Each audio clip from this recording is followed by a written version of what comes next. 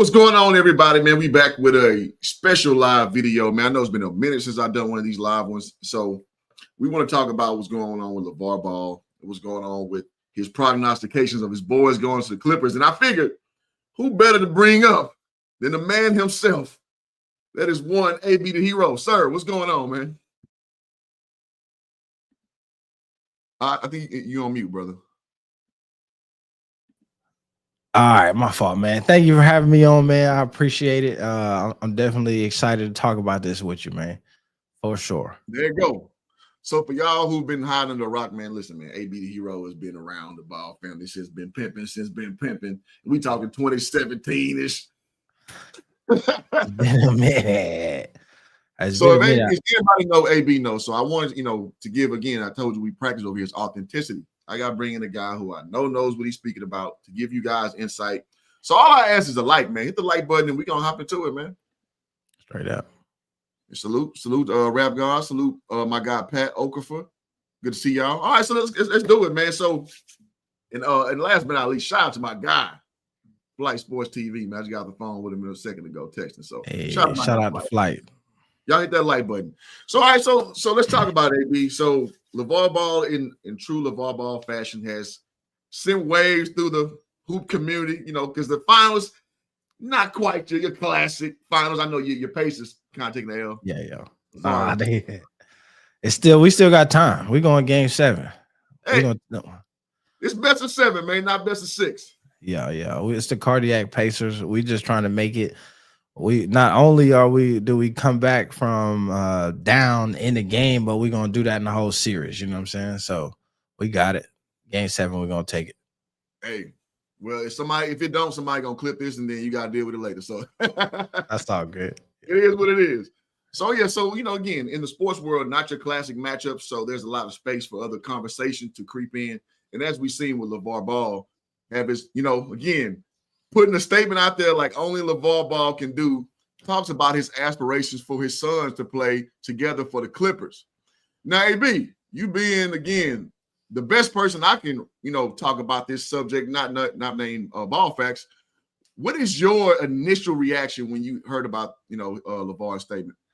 Here's what I first thought was, and this is something that everybody should take from LeVar, is the reason why he is always right and can wear that "I told you so" hat. I don't have mine with me right now, is because he's patient with it. He's been talking about this Clippers thing for years now. He's been running that play for years. And so to see it continuously finds scenarios in which the play still makes sense. Lonzo is back. He's hooping. LaMelo is hooping. The Kawhi Paul George experiment didn't work. You need somebody over there, and it just make it seem like, yo, I told you so. The man is a Swami. He predicts the future. He's the modern day Miss Cleo, and he's speaking into existence. Well, you know what? LeVar Ball kind of came into my orbit around 2017 when he was, talking Lonzo up during the UCLA days. And what a lot of people were saying that, they get so caught up in LeVar's bombast, meaning he says things loud and strong and unapologetic, that you miss out on, like, the framework of stuff he says generally comes together. So it's like, he's going to catch your ear with saying something like way out of pocket, like my boy can beat Steph Curry right now. That's to get you to listen. Mm-hmm. Even though I got to say this, having spent some time with LeVar, I low-key think he really thinks that's true to be. That's a fact. That's the quiet part. Yeah. Yeah, because when I first took him in, I was like, okay, he's just saying that to just be saying it. But then hanging with him for a day and some change, I'm like, nah, he really believe that. So, he do. So he really got in. Go ahead, AB. What you say? I was just gonna say, if you ask him to explain it, he got a great rationale behind it. You know what I'm saying? So he really believe it, but he also got a real reason behind why he believe it. You know what I mean? Which is impressive. Yeah, because I think ultimately, again, what I've taken in is that he's spent a lot of time cultivating his boys, so he knows what they're capable of on their best day, on their worst day. So when you do know that, you have like a broader knowledge that can kind of supersede people's, limited perception. Let me say it that way, right? So yeah, NBA Finals, AB Hero, Hoop Jordan, yes sir.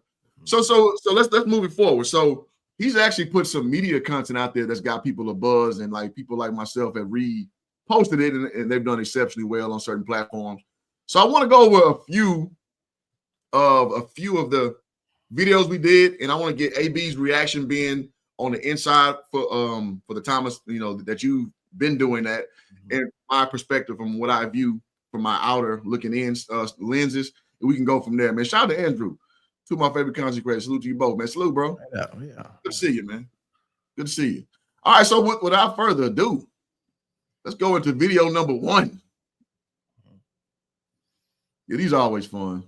All right, so we're gonna share LeVar channel. So big up to Big Baller Brands channel. So the first video that kind of set everybody going is gonna be this one right here. AB, whenever you want me to stop it, let me know. All right. All right, so first video, let's do it.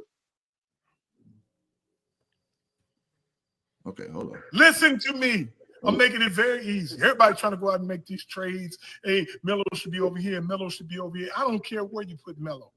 But what I do tell you, if you put him with his brother, he will go to his original spots, which is the 2. Which y'all trying to make him a 2 anyway. He love to score.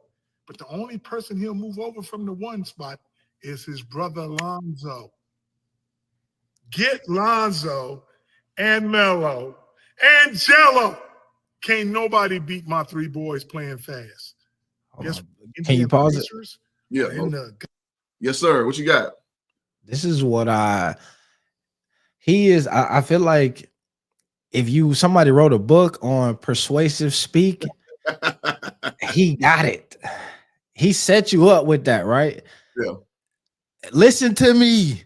And then LaMelo, the clip for everybody making trades. We know LaMelo is the big shiny the bait, and he get you there. But the first person he tell you to get ain't even LaMelo. He said get Zoe, and then you get LaMelo, and then we can't leave the last. So you think it's over there, and then it's like, well, wait a minute, there's more. You got to get Jello to bring it on home, and he can always say they never lost together. You know what I'm saying? And it rings true every time, man. That's what I'm saying is he keep for years and years, he give you the same pieces. He not switching up. And so when it happened, the marketing campaign gonna be crazy when all 3 of them finally get on the team, because you got to do it at some point. Somebody got to pull the trigger. I would hope that to see it happen. And yes, to your point, like, yeah, so he's an evil genius, man, because he knows how to pull you in with the right amount of promoting this kid, promoting that kid. And one thing I've learned, if anything I learned from visiting with them, is that it's all 3. It's all 3. That's how the triple B work out, man. It's Lonzo, LaMelo, and Jello. It's all 3. So, and that's why LeVar said it with the Art of Dialogue. He went off on a few content creators saying that, nah, you can't like one boy and dump on the other ones. It don't work that way. His words, not mine. Yep. And he's consistent. You can say what you want to say. He's consistent. Yep. Yeah, so shout out to Gail, man, one of the best moderators out there on YouTube, man. So yeah, y'all hit the like button. Listen, man, we're giving y'all some classic content, some ish you may not see again. Shout out to Lil Wayne. So yeah. So Gail. Yeah, let's go ahead and move it forward. All right. Let me just God dang, finals doing what? Playing that speed game. What I done taught my boys from day 1. Can't nobody beat my boys together.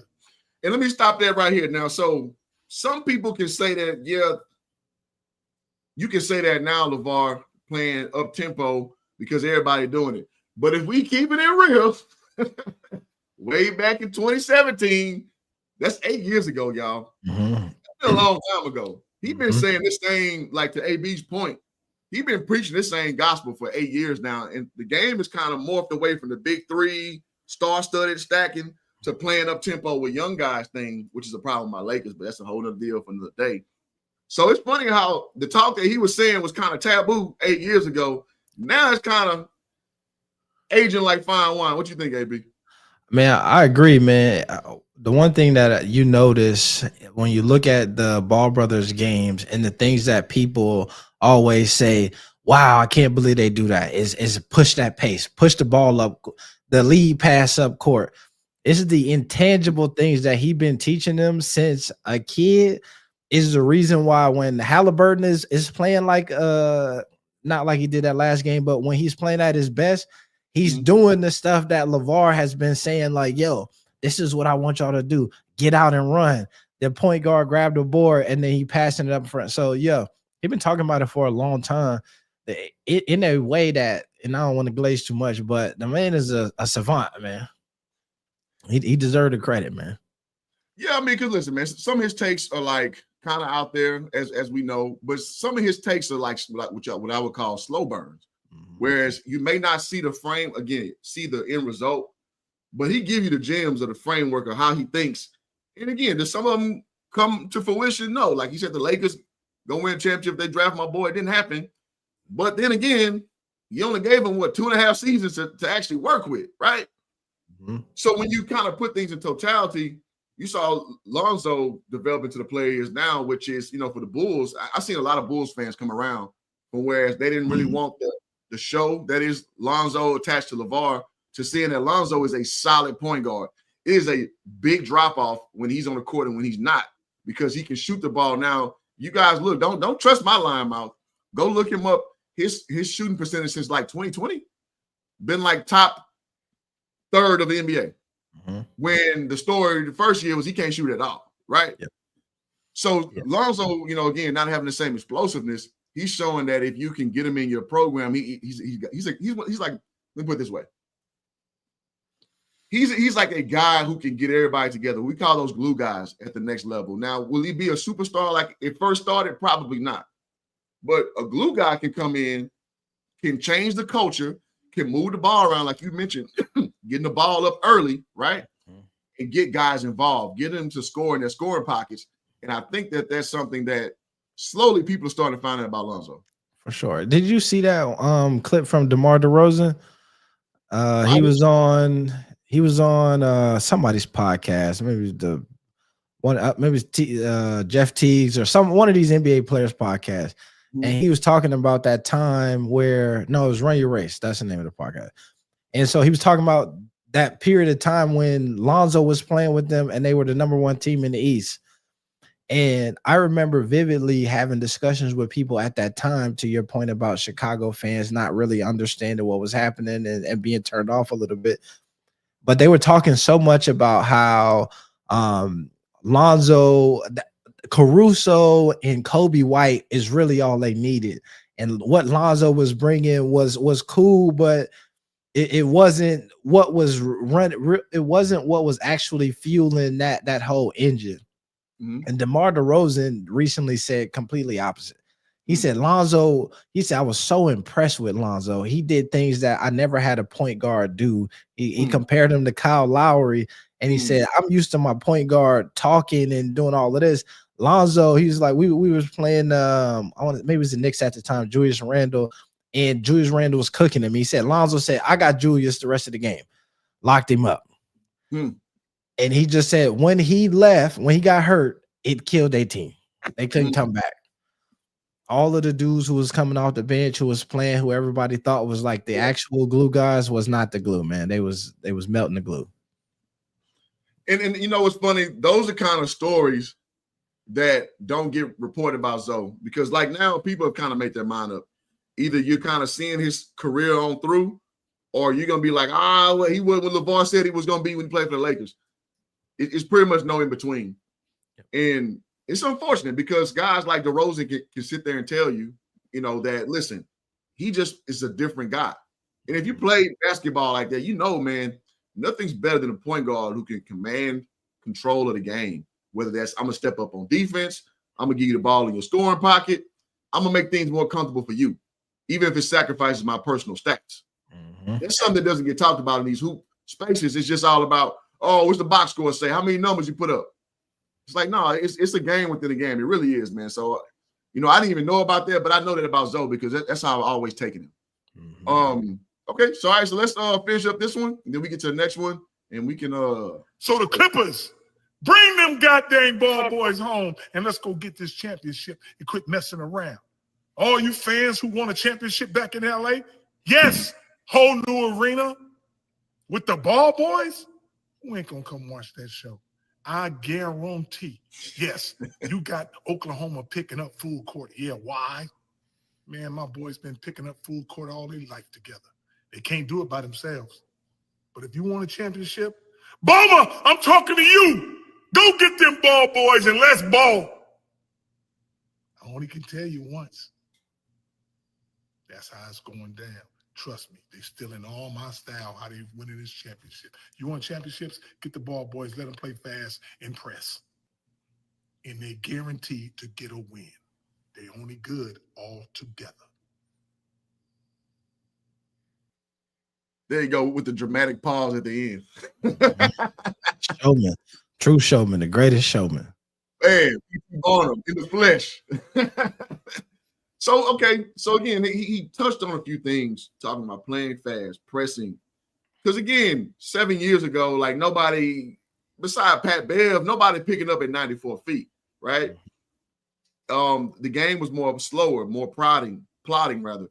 Now it's like, you know, and I made a video, shout out to my guy Between the Game Sports, 2 years ago. I said the NBA, well, a year and a half ago, something with no land for old men, or some no country for old men.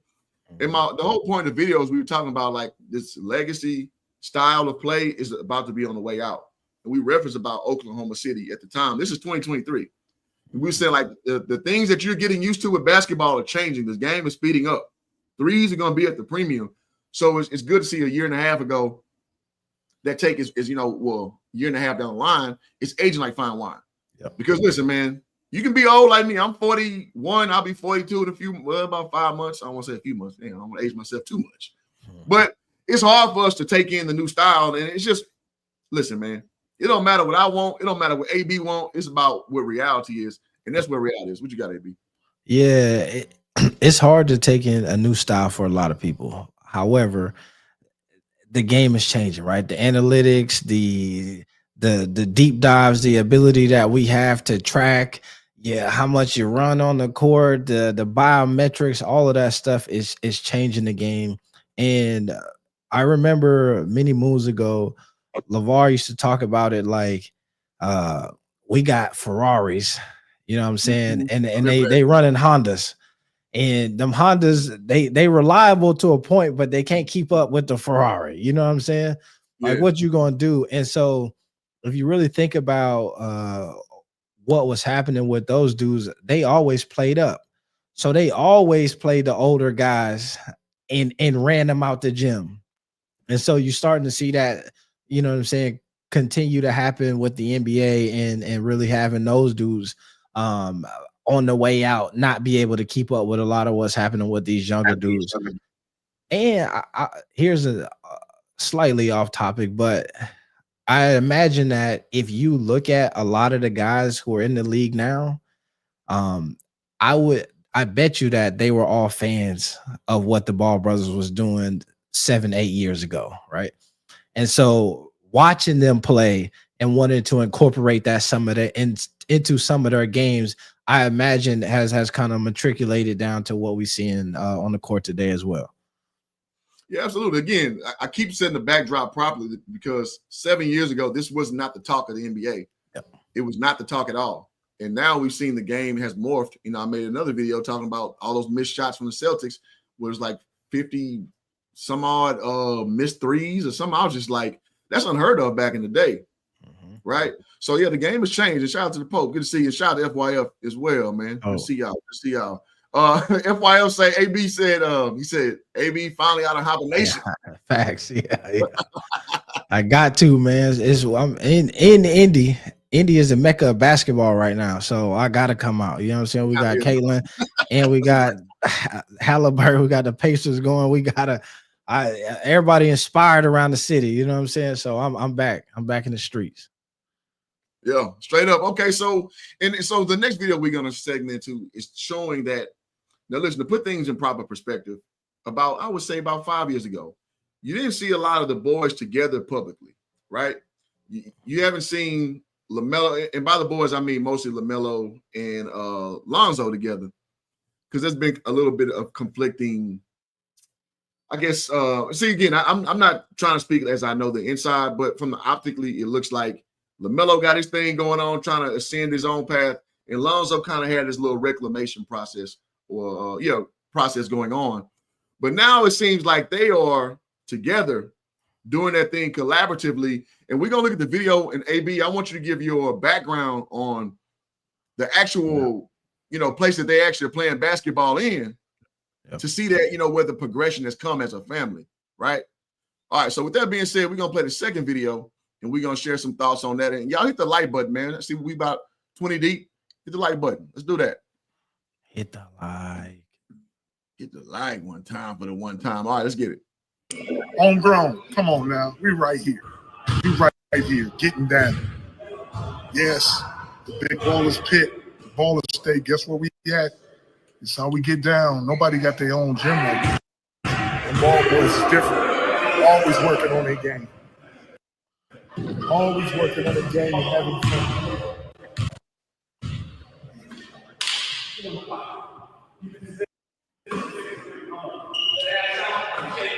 Cash out. Pause it one time. Yes, sir. Go ahead. I just want to say, if you look at the court, to what you were just talking about, the synergy of what they have building, and conversation that maybe wasn't happening 3, 4, 5 years ago. You look at the court, it has all of the logos on there from all of the boys. Mm-hmm. And all of their big baller brand logos. So you got the MB1 logo, you had the ZO2 logo, and you had the G3 logo. But over there in the other corner is also LaMelo's logo that he has with Puma. And so that should say something. It should say that either one or two things. Either they got sign off to do that from somewhere, obviously probably LaMelo, but it also speaks to something that is instilled in those dudes that you starting to see more and more, is the ownership aspect of it all. So many moons ago, we was having the conversation about should you do the brand and all of this stuff, and the big baller brand mentality that was instilled in a LaMelo led him to this very unique deal with Puma, in which he owns a lot of the iconography that is associated with his name, and allows him to do some of these other things, like have the LaFrance brand and have a partnership with him, and not just a sponsorship like you see with a lot of these other cats. So the core is beautiful. You feel me? Yeah. And so you had made some content that I was, watching on your last video, where you was, documenting the construction of this, right? And if I'm not mistaken, this is on the estate in Chino Hills, right? Yep. Okay, yeah. So I saw that plot before that was even thought of, but I know they have a huge plot at the top of the hill in Chino Hills. Mm-hmm. With that being said, so again, for all the cats, kind of y'all were reveling in the spirit, like, let's put one brother against the dad and the other brother against the dad and all that. And from what I gathered, listen, man, they've always been family. Yep. I remember going up there in 2021 and him showing text messages of what LaMelo had to say about his team, and how he wants to develop things and all that. Like, he talked to his father. That's back when everybody swore he didn't talk to his dad. I'm just like, y'all don't really know what y'all talking about. You know what I'm saying? But the optics were playing to the fact that they were kind of estranged, to, I guess, the whole point of what we're trying to talk about. But it's a good thing to see that it's out there in the public now, so you can't make these false narratives to try to tear them apart. And that's something that's just, it doesn't matter what family it is, whether it's Coach Prime, whether it's the Mannings, whomever, you never want to see dissension amongst your blood. Like, you want to see cohesion and continuity. You know what I mean? Yeah. And I'll tell you this is what we've always heard and known about LeVar Ball is that he's a great involved dad, right? And so you don't become uninvolved once your kids hit a certain point, right? Your kids don't hit the NBA and then you decide to check out. Your kids don't get $100 million and then you say, you know what, man, I'm gonna just sit over here by myself. No, you find ways to stay involved. And I think that things like having that court It's his way of evolving with his kids and finding ways to stay involved in their life. If you talked about that mansion on Chino Hills, and when I was out there, I filmed a little bit of their construction as they were building that gymnasium, and he kind of talked me through the vision for that. And his vision for that was that video that we just saw. All three of my boys back here playing hoops on this court, and me sitting up in that little bird's eye view. He pointed up to where the hill, and he's like, up there is going to be a little glass thing. And this is when I was talking about earlier of LeVar is so persistent with some of these ideas. He talked about, I want to say this was 2023. And he was like, yeah, I'm gonna have Steve Ballmer up there one day watching my boys work out, and I'm gonna be talking to him about why my boys should be playing for the Clippers. And then you see the gym. I don't know when it was officially done. I was surprised to see it like everybody else. But the first like official announcement is him manifesting that idea. And it's very consistent from him. And I think that I will say something that once again you could take away as a parent, one, but as a person who may be developing young athletes, is you have to find ways to continue to be involved and meet the needs of your kids. You know what I mean? You might have to build $100 million facility just to get them to come back. Yeah, I don't know if it's $100 million. That's I'm bloviating a little bit or fabricating or exaggerating. That's the word I was looking for. But you might have to do that, and then you're gonna have that smile like he got on his face right there, watching your boys down there hoop. You know what I mean? It takes some of that sometimes. Yeah, I mean, you always got to be a person who can pivot and evolve, and that's something we've seen with LeVar. I think the falling out with Alan Foster derailed a lot what they were trying to do. Mm-hmm. So a lot of people, in 2019 was Birdman hand rubbing, wanted things to not work out. You know what I mean? Mm-hmm. And to see that they're still intact, is the brand as strong as 2019? I think we all know the answer to that. Yeah.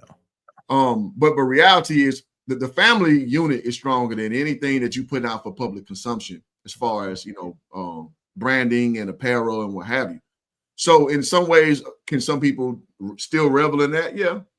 If you want to take a W like that, then by all means do that. But ultimately speaking, all that matters is what's in between them four walls of your actual family structure. And it's good to see that after all this time, after all the pushing and pulling different directions, that they still are rocking together. That's the part that matters at the end of the day, as far as I'm concerned. Yeah. I'll say this to you before you push play. Mm-hmm. I just want to point out that they've been through a lot. You know what I'm saying? With the Alan Foster thing and the brand and all the turmoil that we've seen. Shout out to Dex. And my man has also lost a foot. And if you look at that image, he is happy. You know what I'm saying? Like, we could only wish to have been through all of that stuff, right? They had a dream that felt very close of building a brand that would essentially be a $1 billion brand, and it got derailed through a lot of stuff. But it got derailed through a lot of stuff. My man lost a foot, a whole bunch of other things happened, and he's still sitting there. And the thing that brings him the most joy is watching his boys hoop out back. Like, to me, that's important. You know what I'm saying? That's something that we should all be aspiring to. You know what I mean? At some point, what don't have to be being fatherhood or parenthood, but just in something that you care about and are passionate about in your own life. Yeah, absolutely. I mean, because listen, at the end of the day, sports is sports entertainment, man. So you can take what you take from all these individual storylines, and at the end of the day, you still have to be responsible for what goes on in your life. And this is mostly just that same thing on a big scale, right? So some people get so, and I say that to say, some people get so lost in the sauce where you take some of these things personally, and you make it your mission to go hard at some people. But I get it, man. Listen, sports, the reason why sports exists, if you guys don't know, is like back in ancient Rome, back when they wanted to distract people from politics, distract people from everyday pains, they had them, they built the Colosseum. And the Colosseum is where they, had the people fight the the animals and fight each other and all that stuff, fight the lions. And that was they call it the Great Distraction. This is what this is. Yeah. Just in a less dangerous form, Yeah. in a more monetizable form. So it's like, even I catch myself being too invested sometimes, and I always got to step back. Like, all right, man, listen, there's bigger things at play in life, and don't get so enraptured in all this. But again, I say all that to say, we remember those headlines back in 2017, 2018, where people were really taking, like, we're talking about people in the mainstream media taking deep pop shots at LeVar. Yep. Talking about you ruin your kid's life. You put your kid in a position where he can't succeed. You're an overbearing father. And we're seeing, like, dog, I get it. You got a crowd you got to play to, right? You got to get clicks and likes and all that good stuff. But ultimately speaking, sometimes it's a little much, man. Yeah. It's a little much. So even with one leg in a little scooter, it's good to see LeVar still standing as a person. I've been a long time supporter personally. Yeah. Right. So yeah. I'll say one thing, man. I think I forgot what I was gonna say. It's important though. Like you talk about, like, people get extra invested, and like that's part of it. Like, especially when you start talking about apparel and all that stuff, you want people to be invested and to have an opinion and be opposed to it. I used to say this back when I was like heavy into YouTube. I could tell video was going to do well when I started seeing comments of people who disagree with what I was saying. Right. When that happened, I realized the reach was, I'm in a different demographic. I'm in a different market. That's also the time where you start to educate people. And so that's another way that I realized, okay, I'm on to something, where I would see people hating and then be like, oh, but I hadn't thought about that yet. And those are people who end up becoming your supporters, and years down the line, they be like, I remember when I stumbled across. And so that is what they created, right? Where 5, 7, 8 years later, we can still have a conversation and reminisce about what the old days was, and still have people be tapped in and tuned in, regardless of if they believed in it or didn't believe in it. They still a part of the story, and that's dope.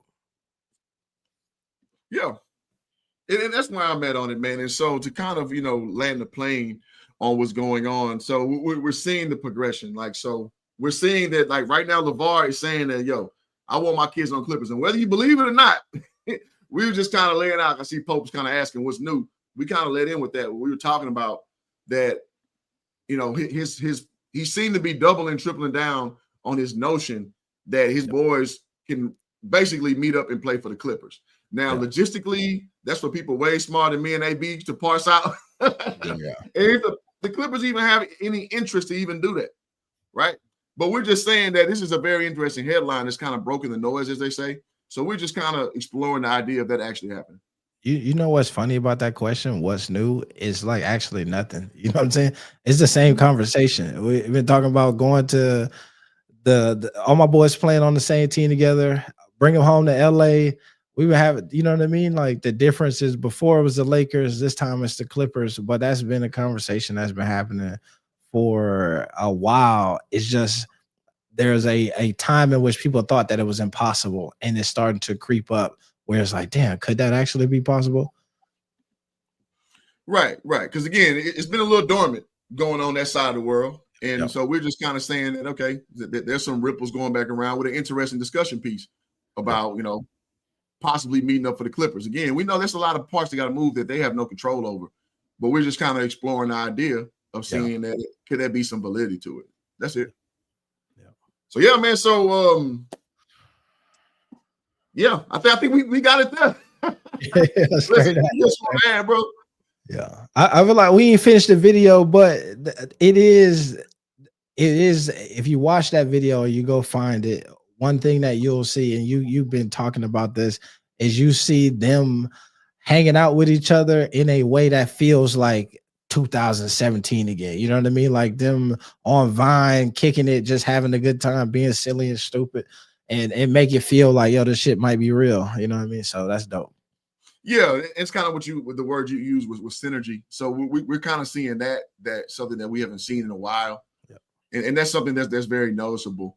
Because LeVar, and I'll share this one last video that I was with LeVar, and he made this video like, and I literally just the end of the day of hanging out, and I just turned the camera on him, and he just went, because like LeVar, he just ready to go. He got a catchphrase just in his back pocket, and they didn't give him a moment. So, but this is something that he's been on for a while, as we all know, to get all his boys playing for one team. So I think initially he wanted to be the Lakers. Then Charlotte, I don't think he likes Charlotte like that.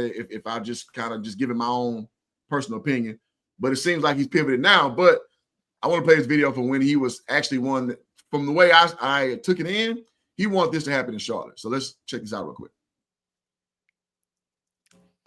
Trying to figure out it's cap space situation. Yeah. With Big Baller. Hey, they talking about the cap space, man. I'll put in some money. My boy over there, I'll put in some money. You don't have enough to fill the deal. So he just speaking off cuff, like was not expecting to say anything. I just got the thing and just went straight to him. He's ready to go. But what he's implying is that was Lonzo's free agency summer, and he was wanting him, from the way I took it, to sign with the Hornets. What do you think, AB? I'll say to your synergy point and why that matters here is that, to my understanding, that I feel like I heard through the grapevine, like that was supposed to happen. Like the opportunity for Lonzo to choose the Hornets as opposed to Chicago was there, and he just didn't take it. And because he wanted to continue to blaze his own path and not be tied up in like, I need my brothers to be great. You know what I mean? Which I think he ultimately did despite the injury in Chicago. And then so that is a poignant piece, because whatever it felt like happened, like, and I think I'm trying to remember where I heard this from, but there was some like disappointment from LaMelo of like, bro, we put the deal together. You're supposed to take it. Put that out on social media. He's like, bro, WTF, but he didn't say to what. Yeah, exactly. And put it together. Yeah. And so now to see them all together and have the conversation be like, okay, let's do it now. It feels like, okay, once again, we might be on to something. Yeah. So AB, man, so we're approaching the 40-minute mark, and I gotta go eat. I don't know, man. You got any parting words, man? I think this was a great back and forth. This went longer than I thought. Yeah, same. But man, I appreciate you having me on. Man, I'm always excited to talk about this stuff, and I think for me, it's always big to realize that we get caught up in the fandom. You know what I'm saying? And we care about all of this stuff, but ultimately the beautiful thing about sports is a lot of what you learn in sports from watching it, participating in it, translates into life in some way. So if you're watching this and you invested in it, take something from it and then apply it to whatever you got going. That's why I always say the thing that you should learn from LeVar is because there's so many teachable moments that is happening with the trajectory of those guys that I feel like you got to take something from it and then you got to apply it. And if you listen to hoop jargon, you're going to get the same bits of life lessons and all of that stuff. So take it and apply it and use it to be greater. There you go. It's just fun being along the ride. Having done my first video in 2018 of this topic and the variance of opinions, and it's been interesting. So one thing I always respect is, man, everybody has the right to feel how they feel, think how they think. Because listen, man, can't nobody stop you at the end of the day. How we say back in the day, I'm gonna say what I say. You can't whoop my ass. You know what I mean? So, exactly. Yeah. That's YouTube in a nice vacuum. But anyway, I mean, again, go ahead. I will say, you just saw what happened to these YouTubers in Las Vegas. It could go left though, so be careful. You know what I'm saying? It could go left. It's been in situ. Yeah. So yes, but true. You're right. You say what you say. You know what I'm saying? But just know. It's all good. It's all smooth on my side, man. So, you know, I don't take nothing from it. People I mess with on this platform, I mess with, you know, I got your phone number for the most part if I mess with you like that. So it is what it is. Yeah. So, yeah, man. So good video. Thank y'all for pulling up. If you did not hit the like button, please do that on the way out. You're not getting content like this nowhere else. Well, there's a few other places, but, you know, for the sake of stroking my own ego, I'm going to say this is the only place you can get this type of content. And, man, to next time, man, we're going to bid you adieu. Please. Peace.